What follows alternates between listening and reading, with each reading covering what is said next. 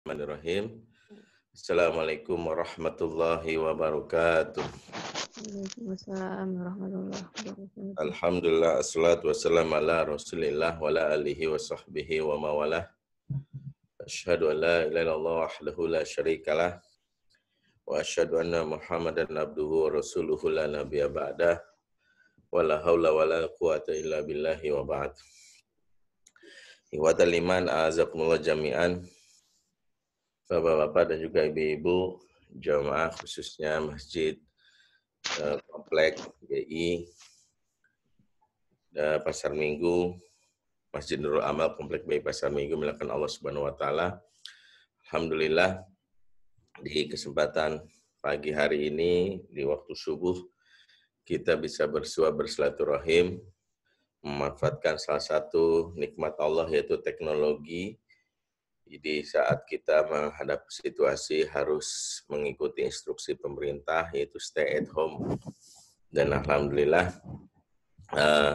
ini adalah salah satu nikmat Allah di mana kita tetap bisa mendapatkan atau bisa berdiskusi di tengah tanggung jawab kita di situasi wabah yang sekarang sedang melanda. Saya berdoa buat kita semua agar Allah berikan kita kesehatan, lisan lahir dan batin, dan terutama kita membaca doa di situasi ini, doa yang diajarkan baginda Nabi Sallallahu Alaihi Wasallam.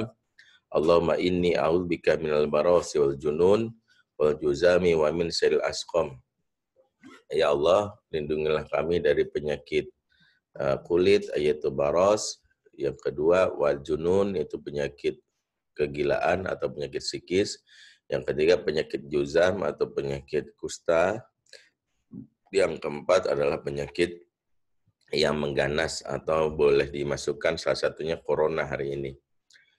Di antara doa Rasulullah, 4 doa yang diajarkan baginda Nabi, 3 hal disebutkan penyakit fisik, yang satu adalah penyakit psikis, yaitu al-junun.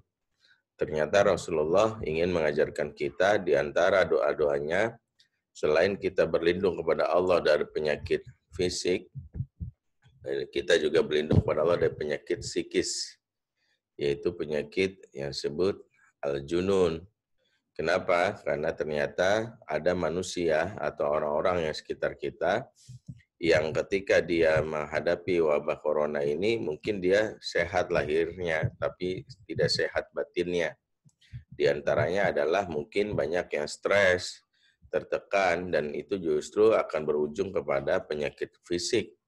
Sebab depresi atau ketertekanan akan berujung kepada penyakit fisik, dan inilah salah satunya yang harus kita hindari dan kita mohon kepada Allah Subhanahu wa taala. Bapak dan Ibu yang dimuliakan Allah Subhanahu wa taala, di dalam kesempatan hari ini kita berbicara tentang masalah bagaimana mempersiapkan kondisi di khususnya bagi keluarga kita agar bisa menyikapi situasi ini. Sebentar, saya coba lihat ini yang di judul yang disampaikan oleh panitia, yaitu mengelola waktu bersama keluarga agar menjadi efektif, khususnya terutama agar kita bisa memanfaatkan ini sebagai bagian dari penguatan kekokohan keluarga yang mungkin selama ini kita jarang lakukan atau jarang ikuti. Kenapa? Karena mungkin Allah melihat sebagian kita terlalu sibuk dengan urusan luar, kita lupa melakukan sesuatu yang menjadi salah satu hak dalam keluarga. Salah satunya misalnya adalah kebiasaan-kebiasaan yang diajarkan oleh baginda Nabi yang mungkin sepele, namun ini memberikan efek yang luar biasa bagi keluarga, yaitu salah satunya adalah ngobrol bersama anggota keluarga.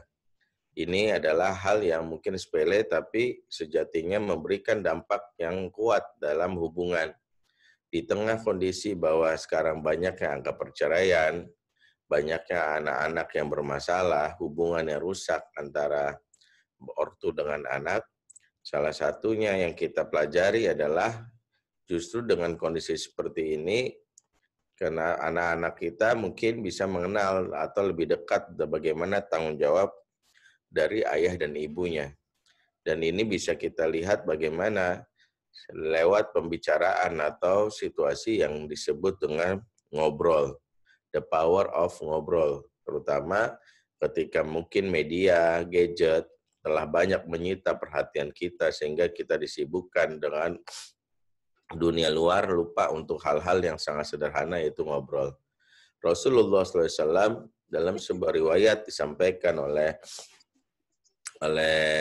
Imam Muslim, disampaikan juga oleh Abdullah bin Abbas, salah satu kebiasaan Rasulullah khususnya di malam hari, ya, bitu indah kholati Maimunah, saya nginap di rumah bibi saya Maimunah, ya, karena Rasulullah Sallallahu Alaihi Wasallam yatahadas ma'ali thumma raqada. Ya, Rasulullah SAW senantiasa ngobrol sama istrinya baru tidur. Jadi Rasulullah itu, ya, berkata Abdullah bin Abbas, senantiasa melakukan waktunya untuk ngobrol sama istrinya baru tidur. Nah, inilah salah satu kebiasaan Rasul yang ternyata dimulai setiap malam, salah satunya ngobrol sama istri. Nah, ini hal-hal yang harus kita maksimalkan. Namun sebelumnya harus kita pahami apa yang harus menjadi target-target kita dalam urusan yang terkait dengan berada bersama keluarga. Dalam situasi stay at home atau situasi di mana kita dilarang keluar karena kondisi mewabah ini, maka fokus pertama adalah kita harus fokus untuk mampu memberikan suasana yang nyaman, suasana yang menyenangkan berada bersama keluarga. Suasana yang nyaman dan menyenangkan ini adalah fondasi pertama agar khususnya pasangan dan anak kita tidak mendapatkan yang namanya traumatis, pertemuan-pertemuan yang menyebalkan. Justru disinilah PR khususnya Bapak dan Ibu, ya, untuk memanfaatkan situasi ini untuk membangun situasi yang aman dan menyenangkan. Aman dan menyenangkan ini pertama kita harus mencoba bertoleransi untuk beberapa hal yang mungkin menjadi target-target yang selalu diminta, ya. Target-target ini kadang-kadang membuat sebagian besar kita, ya, misalnya seringkali bebani, ya, seperti misalnya target-target dari sekolah, target-target dari bahkan kita membandingkan dengan tetangga sebelah. Sejatinya setiap keluarga memiliki kondisi yang unik. Setiap keluarga memiliki situasi yang unik. Dan kadang-kadang memang tidak bisa disamaratakan. Kalau ada sebuah keluarga yang misalnya melakukan program A, B, C, D, F, sampai kita lihat, luar biasa, terus kita merasa bahwa itu harus dimiliki, belum tentu kita lihat kondisi keluarga kita. Mana PR-PR kita dulu yang dihubungkan dengan pembangunan hubungan yang baik, yaitu good relationship. Sehingga sering saya menjadikan ini sebagai sebuah muhasabah. Kalau kita melihat bahwa ternyata anak-anak kita sedemikian menjauh, ya, mungkin pasangan kita juga ngerasa tidak memiliki yang nyaman, maka fokuslah untuk membangun suasana yang aman dan menyenangkan. Misalnya apa? Salah satunya adalah membangun, ya, kondisi agar terciptanya rumah tangga surga yang dicirikan salah satunya adalah adanya senyum dan tawa di dalam rumah. Ini poin pertama yang harus menjadi target kita sebelum kita target-target yang lain. Kenapa? Karena suasana aman menyenangkan adalah pintu pertama kita untuk bisa menjalankan misi kepada yang namanya misi-misi yang lain. Alih-alih kita untuk membuat anak disiplin dengan dalil bahwa tugas dari sekolah dan sebagainya, yang ada anak-anak mengalami yaitu ketertekanan. Satu contoh misalnya ayah yang mungkin ketika stay at home atau work from home ini lebih banyak akan menjadi ayah yang dikenal killer, ayah yang dikenal galak. Maka situasi ini menjadi situasi yang mencemaskan dan mencekam, malah membuat mungkin sebagian anak merasakan tekanan atau stres berada di rumah bersama ayahnya. yang membuat akhirnya kalau stres itu malah menurunkan imunitas tubuhnya, antibodi tubuhnya, dan ini berpeluang mengalami penyakit. Justru kalau di rumah yang menjadi target kita bagaimana membangun suasana yang aman dan nyaman dulu. Suasana aman dan nyaman itu bisa kita bangun dengan kemampuan kita atau kesediaan waktu kita untuk ya memberi fasilitas untuk ngobrol. Salah satunya ya kita menggelar family meeting yang itu yang menjadi salah satu pondasi pertama. Saya sarankan kepada sebagian besar keluarga, yuk mungkin kita jarang ngobrol, jarang untuk rapat, kita luangkan waktu untuk bersama. Kemudian kita ajak mereka untuk mengatakan ngobrol, kita diskusi, kita rapat, dan kita jelasin dulu bagaimana harapan-harapan yang kita bangun dan kita inginkan di dalam rumah ini. Misalnya adalah kita mengharapkan supaya ada kegembiraan, kita mengharapkan ada kebersamaan. Maka apa usulannya, apa yang kita harapkan, itu penting ya. Dan ketika kegembiraan ini muncul, itu menjadi salah satu ciri dari rumah tangga surga yang Allah ceritakan salah satunya bagi penghuni-penghuni, calon penghuni surga di akhirat dalam surat Abasa, wujuhu yawma idzin musfirah dhahikatum mustabsyirah. Wajah mereka di hari itu berseri-seri, tertawa bergembira ria. Jadi ciri penduduk surga adalah mereka berseri-seri wajahnya dan bergembira ria. Jadi rumah tangga surga atau baiti jannati salah satunya adalah yang memiliki ciri-ciri bergembira ria salah satunya. Jadi kalau tidak happy bahaya. Kalau tidak happy bahaya. Inilah salah satunya. Jadi target pertama bikin suasana yang menyenangkan, suasana yang asyik. Bahwa rumah bisa memberikan salah satu kebutuhan mereka yaitu suasana yang asyik. Suasana yang menyenangkan, sehingga kalau tidak ada salah satu garansi itu, misalnya ortu yang malah otoriter, tertekan, malah memberi impact yang bahaya bagi anak-anak khususnya. Pertama, anak-anak yang mungkin mengalami stres atau depresi. Yang kedua, apalagi kalau ortu bangga dengan titel sebagai ortu yang galak. Ortu yang galak, ortu yang disebut killer kalau katanya sebagian anak-anak misalnya, alih-alih membuat anak disiplin ya, berdasarkan beberapa riset dan literatur yang pernah kami baca, bahkan ini juga berujuk kepada salah satu nasihat ulama yang concern dalam bidang pendidikan yang berasal dari Aljazair, Syekh Muhammad Bashir Ibrahim Al-Jaziri namanya. Syekh Muhammad Bashir Ibrahim Al-Jaziri pernah menegur beberapa pendidik atau beberapa ayah yang mungkin dikenal galak ya, kata beliau ya, jangan bangga menjadi ortu yang menjadi ortu yang galak, jangan bangga menjadi ortu yang ditakuti gitu ya. Kenapa? Karena justru anak-anak yang merasakan takut atau ortunya galak malah berentan menjadi anak-anak yang munafik. Anak yang munafik atau anak-anak pembohong itu kadang-kadang bermula dari ortu yang dikenal terlalu keras, ya, terlalu galak.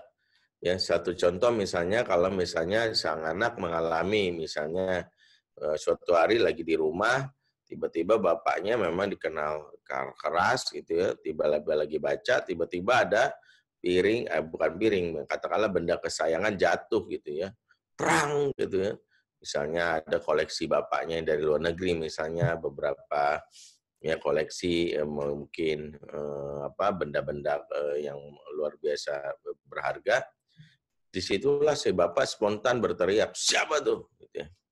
Maka sang anak akan merespon sebagian cepat sebagai bagian dari self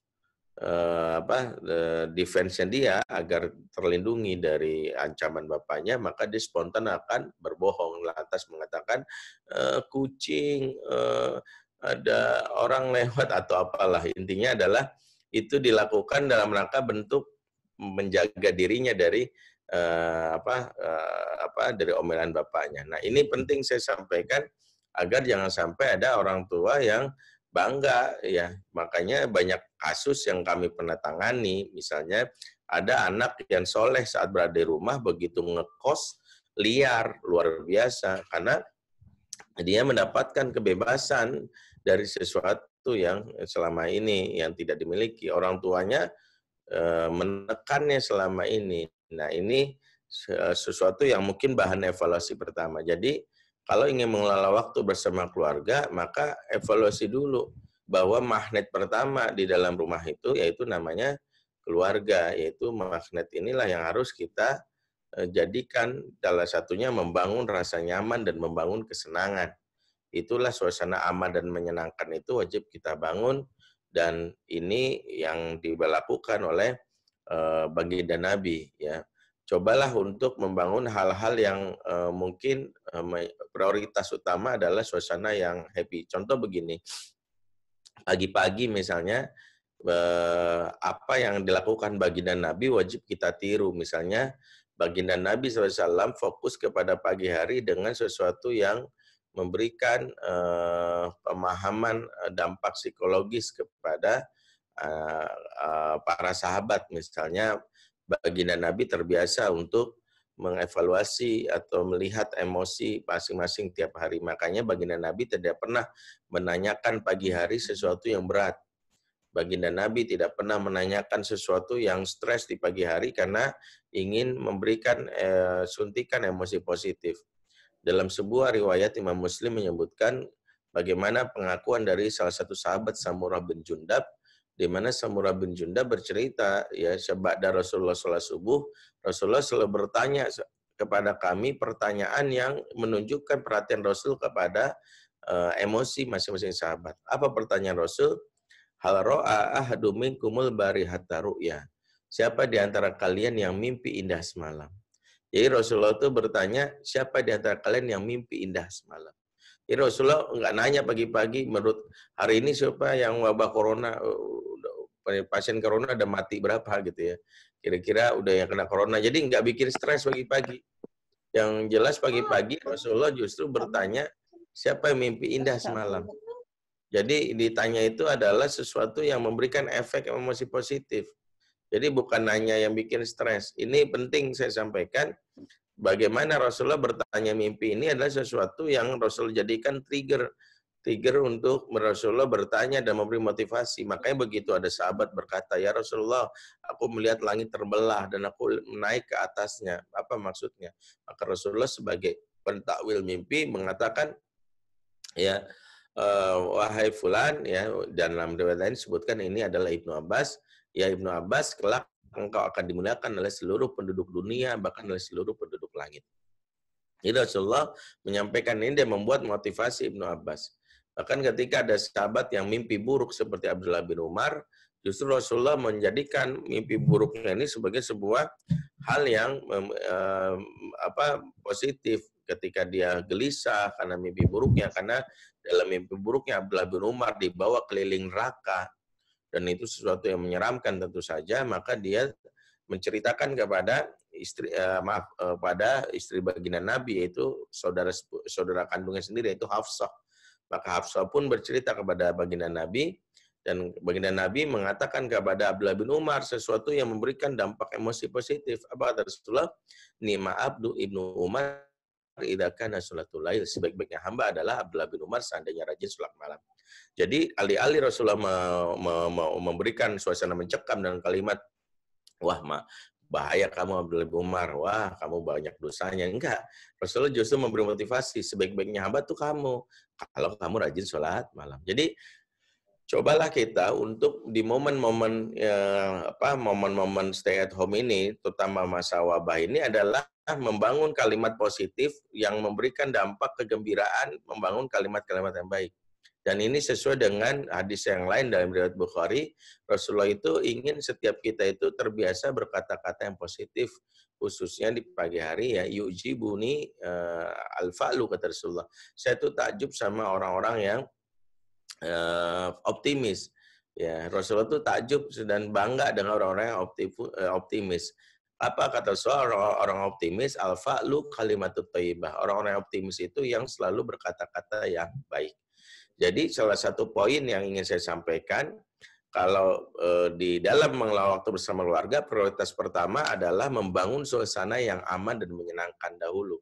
Sehingga prioritas ini penting, terutama bagi ibu-ibu kalau di pagi hari, jangan fokus membuat nasi goreng yang lezat, tapi mengabaikan perasaan anak. Ini kesalahan fatal.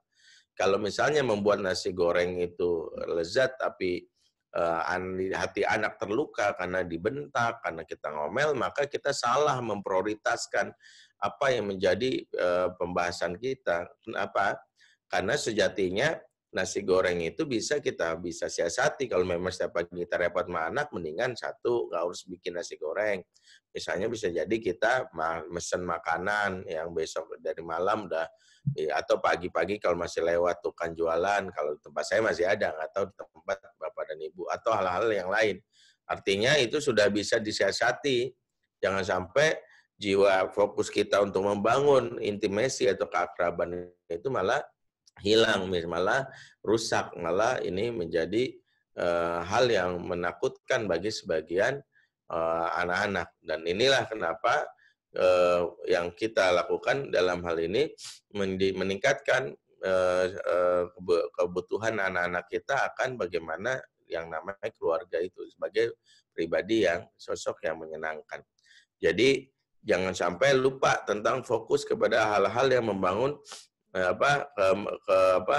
emosi-emosi positif. Yang kedua adalah ya tadi ya, suasana menyenangkan itu adalah harus menjadi salah satu gambaran bagaimana target-target yang harus kita lihat ya, bagaimana yang kedua adalah kita juga harus mengelola kebutuhan personal kita yang memberi dampak juga kepada kebutuhan keluarga kita. Kebutuhan personal ini berarti bagaimana kita mengukur diri bahwa kita sendiri punya merasa bosan secara individu, kita sendiri punya yang namanya target tanggung jawab yang mungkin dipengaruhi oleh lingkungan seperti masih adanya work from home dan semisalnya, sehingga diskusilah sama pasangan sebagai pengelola keluarga ini untuk mengatur minimal ada 4 waktu yang harus kita atur menjadi hak sebagian kita. Yang pertama adalah me time. Ya, me time adalah waktu uzlah atau kita melakukan aktivitas sendiri. Boleh kita istirahat tanpa harus direcoki atau dengan keluarga dan pasangan. Istri pun juga. Jadi bukannya suami. Jadi harus bekerja sama. Ya, dalam hal ini itu menjadi poin pertama, me time. Yang kedua adalah dan ini juga dilakukan baginda Nabi, Rasulullah selalu melakukan uzlah. Bahkan istri-istri Nabi, hikmah kenapa istri Nabi itu banyak ya, agar memberi kesempatan ketika Rasulullah membutuhkan satu istri yang lain diberi kesempatan untuk me time. Yang kedua, couple time. Couple time ini juga waktu yang harus kita berikan, khususnya menguatkan dengan pasangan, bukan sekedar dalam urusan hubungan ranjang atau jima, tapi couple time juga berkaitan dengan bagaimana kebutuhan emosi pasangan yang harus kita penuhi agar semakin menguatkan. Jadi entah kita ngobrol bareng sebelum tidur atau jalan bareng, keliling, kalau diizinkan misalnya keliling komplek aja gitu misalnya, tidak jauh, atau misalnya hal-hal yang terkait dengan hal ini. Yang ketiga baru family time, yaitu kumpul bareng, makan bareng, dan itu bisa kita selesaikan. Yang keempat baru social time. Social time itu kalau di zaman sekarang memanfaatkan sosial media, seperti misalnya social time itu kebutuhan kita untuk ngobrol dengan teman-teman di grup WA, seperti kita lakukan hari ini misalnya via Zoom, ini adalah social time. 4, manajemen waktu itu juga penting untuk kita lakukan sebagai bagian dari kebutuhan yang harus dipenuhi oleh masing-masing anak, ya, masing-masing anggota keluarga. Yang berikutnya yang ketiga adalah baru rencanakan program rutin, program harian yang mungkin menjadi panduan, yang sejatinya program ini nggak saklek. Jadi setelah rapat keluarga itu membahas tentang bagaimana bangun kesenangan, rasa nyaman, keasikan, yang itu menjadi salah satu targetnya. Yang kedua, barulah kita tentukan waktu bersama kita, me time, couple time, family time, dan social time. Yang ketiga, barulah kita menyusun agenda harian yang menjadi panduan. Agenda harian ini sejatinya membuat kita bisa anak-anak dirancang untuk memiliki aktivitas yang positif ya. Contohnya adalah bagaimana agenda harian itu kalau kita lakukan adalah implementasi dari firman Allah dalam surat Al-Hasyr ayat 18, ya ayyuhalladzina amanu taqullah wal tanzur nafsum ma qaddamat lighad. Hai orang beriman, bertakwalah kepada Allah dan perhatikanlah kalian besok ingin melakukan apa, kata Allah dalam surat Al-Hasyr 18. Kalimat Allah ya di dalam surat Al-Hasyr 18 ini penting untuk memberikan isyarat pentingnya kita untuk menjaga agar anak-anak tidak memiliki waktu-waktu yang sia-sia. Ya, makanya kalau bisa ada agenda daily rundown yang perlu ditempel menjadi panduan selama kita stay at home. Ya, ini juga memberikan aturan tentang penggunaan gadget jika diizinkan. Bagaimana kita maksimalkan itu boleh ditempel agar sebagai panduan agar anak-anak misalnya tidak terbiasa dengan aktivitas yang sia-sia. Karena anak-anak yang maaf banget kalau tidak punya agenda, terutama kalau di masa libur atau di masa stay at home ini, kemungkinannya cuma 5. Satu, tidur lagi, ya kalau ya biasa tidur. Yang kedua, nonton TV. Ketiga, main gadget. Yang keempat, yang menjadi itu adalah makan yang banyak.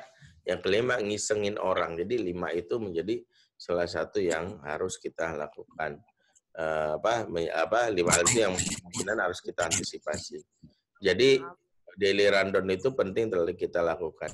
Yang berikutnya adalah bagaimana anggota keluarga jangan sungkan untuk melakukan evaluasi dari apa yang mereka lakukan. Ya, misalnya apakah programnya terlalu boring ataukah program yang di dalam rumah ini termasuk yang paling utama evaluasi apa yang mereka rasakan selama 2-3 pekan ini berada di rumah terus. Kita harus memahami dulu bagaimana perasaan-perasaan anak-anak kita, perasaan-perasaan kita, terus saling membantu untuk hal-hal yang terkait dengan emosi mereka. Ada yang merasa bosan, terus kita cari solusinya. Ya, dan solusi ini adalah solusi yang harusnya memberikan dampak positif kepada hubungan. Sekali lagi, kadang-kadang perlu kita untuk menerjemahkan dari apa yang menjadi tugas-tugas pokok yang menjadi kewajiban-kewajiban kita, yang kadang-kadang harus kita terjemahkan di masing-masing rumah dengan cara yang unik, yaitu adalah masing-masing keluarga memiliki keluarga tipe yang unik dan tidak bisa kita paksakan, tapi kita memiliki target-target yang sejatinya untuk kekokohan dan keluarga.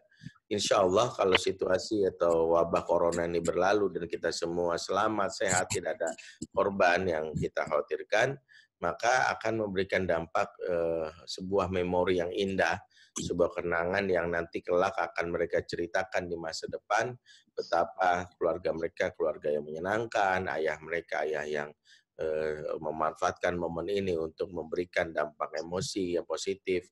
Ini juga memberikan hal-hal yang membantu kita untuk menjalankan yang namanya peran berada dalam rumah. Taib, saya pikir itu dulu ya, mungkin kita lanjutkan dengan diskusi karena sudah menjelang jam 6, masih ada waktu ya mungkin sekitar 15 menit untuk kita jadikan bahan diskusi. Saya serahkan kepada host untuk memberikan kesempatan kepada yang lain. Silakan.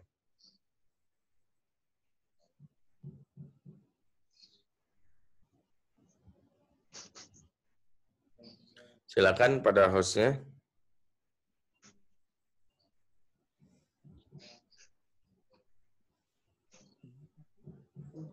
Bismillah. Baik Bapak Ibu sekalian yang dimuliakan oleh Allah. Silakan yang mau ada pertanyaan, masukan silakan bisa langsung ke Ustadz. Bisa audionya dinyalakan untuk bertanya. Tafadhol silakan.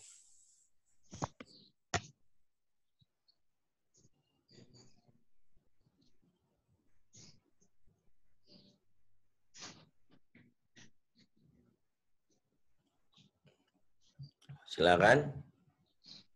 Kalau bertanya, audionya bisa dimaksimalkan atau dinyalakan dahulu. Ya. Kalau tidak, kita tutup saja. Nggak ada masalah ya. Saya beri kesempatan 15 menit untuk diskusi dan tanya jawab. Halo?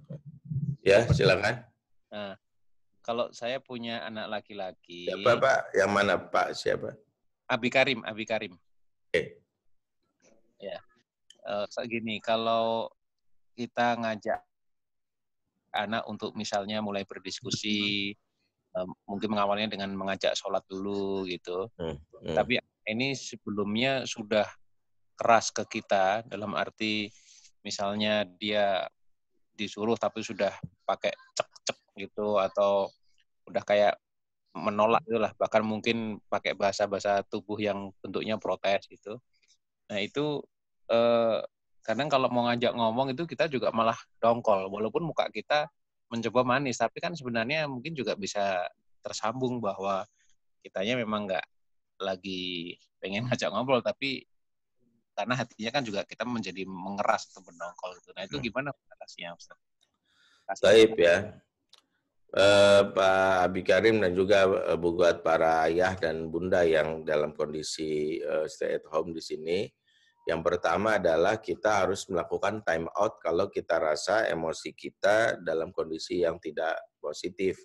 Artinya kita mungkin juga harus mengevaluasi bahwa bicara dengan orang lain, kalau dalam kondisi emosi negatif, alih-alih kita bisa menyampaikan hal-hal yang menjadi hak mereka, malah akan membuat hubungan menjadi renggang. Makanya dalam kondisi seperti ini, kalau kita lihat manajemen konflik diajarkan baginda Nabi ketika mengatasi persoalan, misalnya salah satu sahabat ya Jahjah Al-Ghifari dengan salah satu sahabat dari Muhajirin yang konflik, Rasulullah memberikan kesempatan mereka untuk menenangkan diri dan memisahkan diri.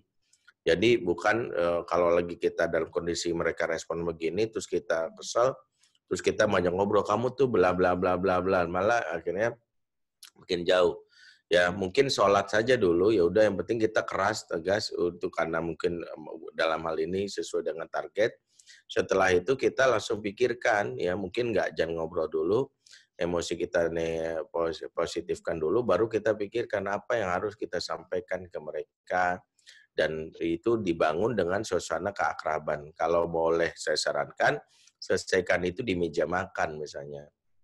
Maksudnya adalah, mari mungkin momen ini juga memanfaatkan momen-momen kebersamaan yang mendatangkan keberkahan dalam keluarga.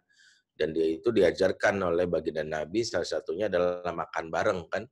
Karena Rasulullah mendapati sahabat yang ketika lagi makan itu bersendiri-sendiri. Maka Rasulullah dalam hadis Abu Daud mengatakan, fajtami'u ala ta'amikum. Ya makanlah kalian bareng-bareng, kata Rasulullah. Jadi justru Rasulullah mengingatkan jangan makan sendiri-sendiri. Fajtami'u ala ta'amikum wadhkuru smallahi alaihi barak lakum fi. Sebutlah nama Allah di dalamnya, niscaya turun keberkahan terhadap kalian.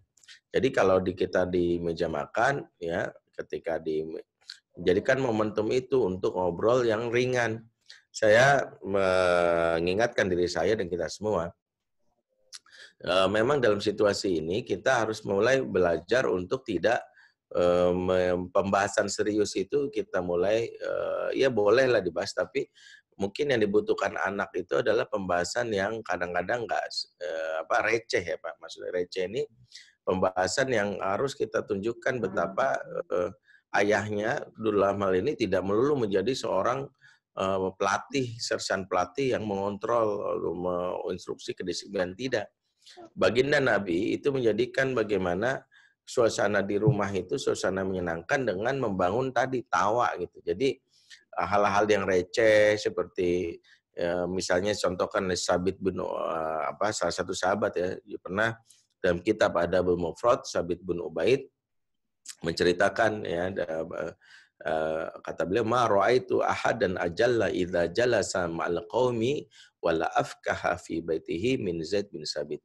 Saya belum pernah melihat seseorang yang lebih berwibawa jika berada dalam kaumnya dan lebih lucu jika di dalam rumahnya dibandingkan Zaid bin Sabit. Jadi Zaid bin Sabit ini kata Sabit bin Ubaid, dia kalau sama kaumnya dalam pengertian ngobrol bersama kaumnya, dia itu dikenal sosok buribawa, tegas. Tapi kalau di rumah tuh bapak yang lucu, bapak yang menyenangkan. Kenapa? Karena Zaid itu mampu memilah bahwa kalau di rumah itu jangan dimulai dengan sesuatu yang tegang, serius gitu. Jadi jangan bapak duduk depan anak langsung nanya, nak menurut kamu inflasi ekonomi kita bakal berapa persen nih? Enggak. Ya stres lah kalau bahasnya langsung inflasi ekonomi, langsung kita bahas sesuatu yang ringan sebenarnya. Ya seperti misalnya obrolan yang lucu, dan itulah kenapa saya berpikir mungkin momen ini kita untuk mengevaluasi. Ya, jadi kita kan tahu mungkin anak-anak yang menghindar, karena kan kalau dalam kajian parenting itu kita bisa mengukur derajat keakraban kita dengan anak itu lihat beberapa item. Salah satunya ya anak yang tidak mau berdekatan secara fisik dengan kita ya. Kalau kita duduk dia menghindar. Ya mungkin itu karena kita dianggap pribadi nggak nyaman ya. Kedua, kalaupun ngobrol sama kita dia nggak mau melihat wajah kita karena menahan beban. Yang ketiga, ya telapak tangannya tidak nyaman disentuh, terutama kalau salaman dia melengos atau buru-buru tarik. Yang keempat bisa terjadi tadi ya membantah, tidak bersedia membantu kita ya dalam beberapa hal yang nah itu banyak sekali faktor-faktor itu maksud saya. Jadi kalau kita dapati dan secara naluri kita bisa tahu bahwa kayaknya memang hubungannya saya mau anak nih tidak begitu akrab, maka selesaikan lebih nyamakan dengan hal yang sederhana. Satu, mulailah dengan tidak perlu dengan tugas. Gimana PR kamu? Gimana tugas? Tidak. Ya bisa jadi dengan sesuatu yang simpel, misalnya kalian bahagia nggak? Gimana perasaan kalian gitu. Kalau Rasulullah itu bertanya misalnya hal yang terkait dengan mimpi misalnya.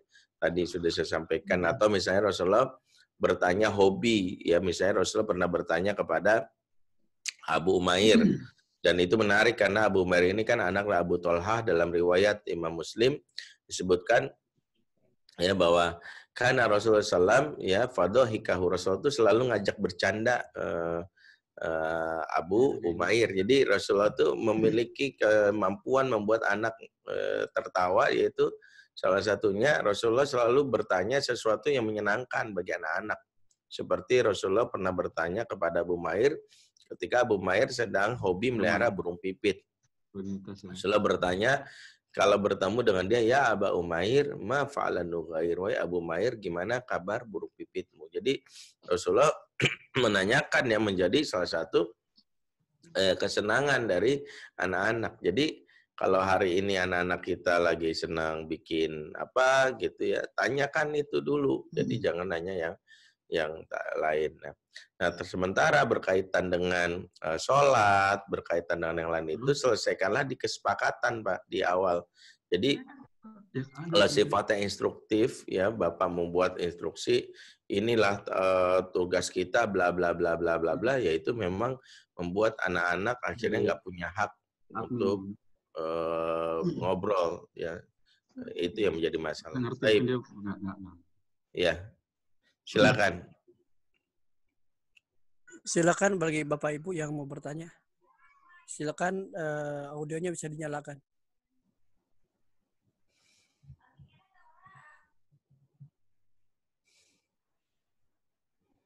Ya. Satu pertanyaan lagi jika ada. Assalamualaikum warahmatullahi wabarakatuh, Ustaz. Waalaikumsalam. Saya dari community JRP, Ustaz. Mau bertanya, Ustaz. Jadi bagaimana caranya untuk memulai sesuatu hal yang baik untuk keluarga di masa saat ini? Kan kita hanya bisa di rumah saja, tidak bisa keluar, tidak bisa kemana-mana, dan di fasilitas di rumah kan terbatas sekali ya Ustadz ya. Bagaimana caranya supaya kehidupan di rumah itu baik untuk anak, keluarga itu bisa baik gitu Ustadz. Itu aja Ustadz. Terima kasih Ustadz. Assalamualaikum warahmatullahi wabarakatuh. Waalaikumsalam warahmatullahi wabarakatuh. Baik, kalau kita perhatikan misalnya apa yang menjadi, tadi sudah sekilas saya bahas, memang kita harus mencatat dulu apa yang menjadi kebutuhan kita yang tadi kita perhatikan. Sama apa yang kita alami, karena prioritas-prioritas itu penting untuk kita jadikan sebagai sebuah kebutuhan. Dalam konteksnya, saya selalu memberi sebuah istilah, dalam konteks hari ini kita dituntut jadi smart parent, not super parent. Smart parent, not super parent. Dan ini salah satunya yang kalau saya izinkan nih ada, saya membuat kuliah keluarga yang silakan kalau ini modulnya ada, bersama Ayah Irwan dan Kak Hilman Al-Madani sama Kak Firdaus, ya, judulnya Ortu Berkualitas Meski Terbatas. Ini modul kedua, modul pertama sudah bulan Maret, tapi ini modul kami kedua. Jadi ini bersertifikat, ada PDF materinya, ada resume kuliahnya. Dan bagi yang berminat ada di 0811-8077-748. Nah, konsep dasar smart parent adalah dia tidak dituntut menjadi super parent. Kalau super parent itu saya kasih istilah begini, bapak sama ibu misalnya, atau katakanlah bapak lagi naik mobil, tiba-tiba di tengah jalan batu menghantam longsor gitu dan menghalangi perjalanan bapak, sehingga bapak turun dari mobil mendorong karena merasa bisa gitu, super parent, didorong batunya sampai batunya bisa tersingkirkan dan bapak bisa jalan. Tapi begitu balik ke kemudi, ke setir, tiba-tiba encoknya kambuh, pinggang patah, kemudian ngomel-ngomel sepanjang hari. Ya, itulah yang terjadi karena maksakan dia super parent. Padahal kalau bapak sedikit smart, ketika ngeliat ada kayak gini, aduh gimana ya, ada orang lain misalnya, Pak boleh bantu nggak? Kebetulan ini saya mau jalan, ya, oh iya, orang dorong, kemudian tersingkirkan, kita bisa lewat. Nah, kapasitas kita dalam ini, kata kunci adalah smart parent. Smart parent itu adalah pertama mengukur kemampuan diri. Dengan target-target itu kita bisa nggak? Misalnya saya sering diskusi sama istri, kadang ada istri yang ibu-ibu zaman now yang karena anaknya sekolah di rumah, dia terbebani dan saya tidak anggap salah. Kamu baru tahu kan rasanya jadi guru. Saya nggak selalu bilang gitu, bahwa bisa jadi guru di sekolah itu bisa, karena guru pertama dia fokus, karena dia tidak dibebankan dengan memasak, mencuci. Jadi saya nggak pernah menyepelekan bahwa tuh rasanya ya. Bagi saya guru tetap hebat, tapi istri pun harus kita bilang kamu juga hebat gitu. Jadi jangan kita bilang tuh makanya tuh kalau guru enggak, karena situasinya berbeda. Guru fokus. Yang kedua, guru menangani karakter anak yang sejenis usianya. Kalau di rumah ada yang kuliah, ada yang TK, ada yang mungkin. Jadi berbeda. Jadi tetap apresiasi istri, jangan sampai pasangan kita itu jadi merasa bersalah. Gue nggak bisa ya jadi ibu yang baik. Nah itu modal yang negatif itu. Enggak, kamu bisa. Oh, kok guru-guru bisa ya? Nanti kita bilang makanya gitu. Enggak, guru tetap istimewa, hebat, tapi istri dan kita juga istimewa. Jadi nggak perlu kita bandingkan karena situasi berbeda. Jadi ngukur diri aja. Nah, terus tugas kita adalah gini aja, fokusnya yang bikin anak happy dulu. Kalau ada tugas sekolah ini, kan gini, kurikulum sekolah sama kurikulum di rumah itu targetnya sama, tapi jangan paksakan berbeda programnya. Kenapa? Karena bisa jadi alat dan fasilitasnya terbatas atau waktu yang terbatas. Ya, lebih baik kita anak tetap belajar dengan kondisi di rumah tanpa harus misalnya kita dibebankan misalnya dengan target-target. Kalau anak di rumah itu saya misalnya bilang bisa jadi pembelajarannya adalah pembelajaran khas rumah, misalnya memasak, mencuci, ngepel, termasuk juga berkebun, termasuk juga olahraga pagi, itu pembelajaran di rumah. Karena memanfaatkan media rumah, memanfaatkan media yang terbatas, karena intinya jangan sampai memindahkan kurikulum sekolah ke rumah saklek dan akhirnya malah orang tuanya stres, anaknya stres. Padahal kita masa-masa ini, happiness ini menjadi sebuah kebutuhan yang membangun energi positif. akhirnya nggak dapet ya. Sehingga kalau dalam kondisi seperti ini, sekali lagi smart parent sangat dibutuhkan. Smart parent itu termasuk yang tidak perlu dia keluar energi banyak, tapi anak-anak tetap bisa jadi pembelajaran itu dari anak. Ya, jadi kenapa kita harus beradu strategi dalam hal ini. Nah, mungkin sekali lagi kata kuncinya dari situ. Ya, baik, silakan.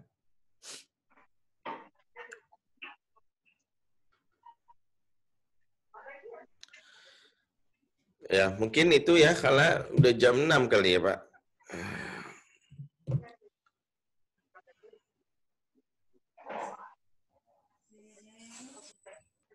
Ya, silakan ada host.